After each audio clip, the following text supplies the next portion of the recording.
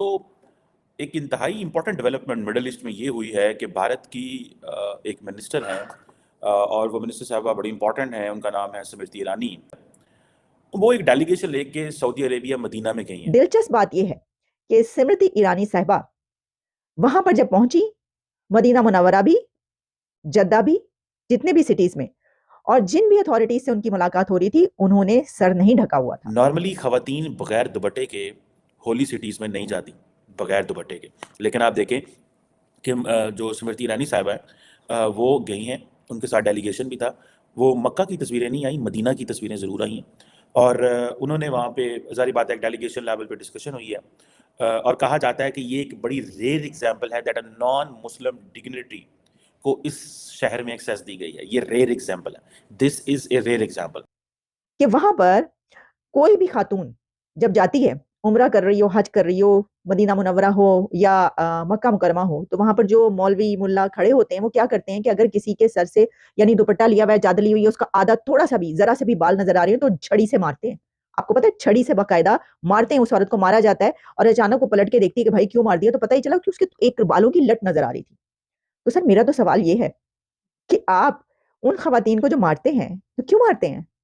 اس کا مطلب یہ ہوا کہ آپ کے نزدیک وہ صرف ایک جو ہے نا وہ ہانکنا ہے، یعنی کہ چھڑی سے ہانک رہے ہیں آپ عورتوں کو. ایسے ہی ہے نا؟ کیونکہ بھارت کی جب منسٹر وہاں پر جاتی ہیں تو آپ کھلی چھٹی دیتے ہیں اور آپ کو کوئی پرابلم نہیں ہوتی. جیسا کہ اسلام کے فالوورز کہتے ہیں کہ جی اسلام میں کہیں پہ بھی ریفارمز کی جگہ نہیں ہے اور ہونا نہیں چاہیے، جبکہ میرا خیال ایسا ہے کہ ہونا چاہیے. اسلام کو ایک بار پھر ریفارم کرنا چاہیے. بہت سے ریلیجنز نے اپنے آپ کو ٹھیک کیا ہے، بہت سی چیزوں کو انہوں نے اس میں سے ہٹایا ہے اپنے ریلیجن میں سے. ہمیں بھی یہ کرنے کی ضرورت ہے. although non muslims جو ہیں انہیں allowed ہے to travel in Medina, but in Makkah there is an area جہاں پہ non muslims are not allowed to travel. that is like یہ سعودی عرب نے ایک قانون بنایا ہوا ہے. اور جو فورن کہا جاتا ہے جو ڈپلومیٹس ہیں وہ بھی ان علاقوں میں بڑے کم جاتے ہیں. سو یہ اور آپ کو پتہ ہے مسلمانوں کے اندر بڑی یہ ایک جدوجہد بھی چل رہی ہے، اور وہ یہ ہے کہ ہمیں نان مسلمس کو یا سعودی عرب کو نان مسلمس کو ان ایریاز میں نہیں لے کے جانا چاہیے. یہ ایک کانسپیریسی ماڈل رہتا ہے کہ وہ جائیں گے، یہ کر دیں گے، وہ کر دیں گے، فلاں ہو جائے گا، ڈھمکان ہو جائے گا. لیکن میں ذاتی طور پہ سمجھتا ہوں کہ اس میں کوئی حرج نہیں ہے.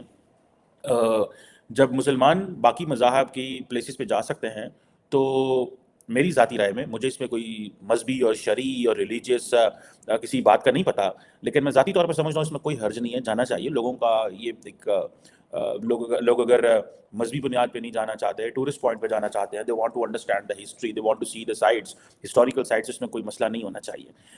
یہ بڑی ایک امپورٹنٹ ڈیولپمنٹ ہے. سو وہ گئے ہیں بیسیکلی جو 2024 کا جو بائی لیٹرل حج ایگریمنٹ کرنے ہیں جو سعودی حج منسٹر کے ساتھ 7 جنوری کو انہوں نے کیا ہے. اور انڈیا کو آپ کو پتہ ہے کہ 2.25 لاکھ کا حج کوٹا دیا گیا ہے، 2.25 لاکھ کا حج کوٹا. اب ہوگا کیا، کیونکہ پاکستان سے بہت سارے لوگ نہیں جا رہے تو وہ کوٹا بھی انڈیا مانگنے کی کوشش کرے گا ڈیلیبریٹلی، جان بوجھ کے، تاکہ سعودی عرب کو بتا سکیں کہ ہم بڑی مارکیٹ ہے as compare to Pakistan. So Saudis kept treating and looking Pakistan کہ اس سینس میں کہ بھائی وہاں پہ مسلمان زیادہ ہیں، سارا ملک مسلمان ہے تو زیادہ لوگ آئیں گے. لیکن جو حج اسکیم حکومت کی ہے اس میں the government can not accommodate everyone, اس کی وجہ سے مسئلے مسائل ہوتے ہیں. سننے میں آیا کہ پچھلی دفعہ جو ہمارا کوٹا تھا جو حج اسپانسر اسکیم جو کہ گورنمنٹ حج اسپانسر ہوتی ہے، پچھلی دفعہ جو کوٹا تھا وہ 44,000 کا تھا اور 7,000 اپلیکیشن آئی تھی. اس دفعہ جو کوٹا ہے وہ 25,000 ہے اور اپلیکیشن 4,000 آئی ہے. یہاں پر ہم اسلام کی بات نہیں کر رہے، لیکن ہم بات یہی کر رہے ہیں کہ سعودی عرب جیسی کنٹری اگر بدل سکتی ہے، اگر وہاں پر چینجز آ سکتے ہیں، اس کو وہاں کے ایم بی ایس جو ہے وہ کہہ سکتے ہیں کہ ہم اس کو یورپ بنا دیں گے، تو پاکستان میں یہ چینجز کب آئیں گے اور پاکستان میں یہ چینجز کیوں نہیں آ سکتے؟